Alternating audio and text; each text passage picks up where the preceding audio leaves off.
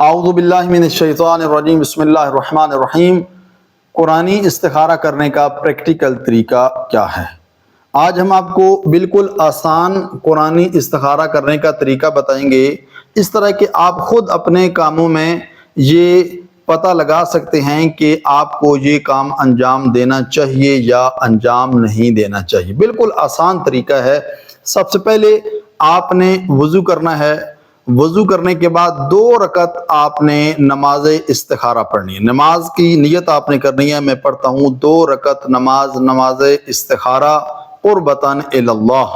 جب نماز آپ کی مکمل ہو جائے، آپ نے قبلہ رخ اسی جگہ پر جس مصلی پر آپ بیٹھے ہوئے ہیں، آپ وہاں ہی پر بیٹھے رہیں۔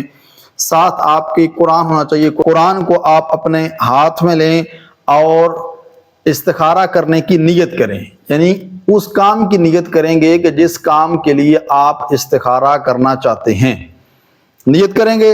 نیت کرنے کے بعد آپ نے 3 دفعہ سورہ توحید پڑھنی ہے۔ ابھی میں آپ کے سامنے یہ پریکٹیکل کر کے بتاتا ہوں۔ نیت کی میں نے، نیت کرنے کے بعد آپ نے قرآن اسی طرح بند رکھنا ہے، نیت کرنی ہے آپ نے، اور نیت کرنے کے بعد آپ نے 3 دفعہ سورہ توحید کی تلاوت کرنی ہے۔ بسم اللہ الرحمن الرحیم۔ قل هو اللہ احد اللہ الصمد لم یلد ولم یولد ولم یکن له کفوا احد۔ بسم اللہ الرحمن الرحیم۔ قل هو اللہ احد اللہ الصمد لم یلد ولم یولد ولم یکن له کفوا احد۔ بسم اللہ الرحمن الرحیم۔ قل هو اللہ احد اللہ الصمد لم یلد ولم یولد ولم یکن له کفوا احد۔ اس کے بعد آپ نے 3 دفعہ صلوات پڑھنی ہے۔ اللہم صلی علی محمد وآل محمد، اللہم صلی علی محمد وآل محمد، اللہم صلی علی محمد وآل محمد۔ 3 دفعہ آپ نے صلوات پڑھی۔ اس کے بعد آپ نے صلوات پڑھتے پڑھتے آپ نے قرآن کو کھولنا ہے۔ قرآن کو کھولیں۔ اگر خوشخبری کی آیت آتی ہے، جنت کے حوالے سے کوئی آیت آتی ہے جس میں خوشخبری بیان کی گئی ہے، وہ آیت آتی ہے، تو آپ کا وہ عمل درست ہوگا، آپ اس کو انجام دیں۔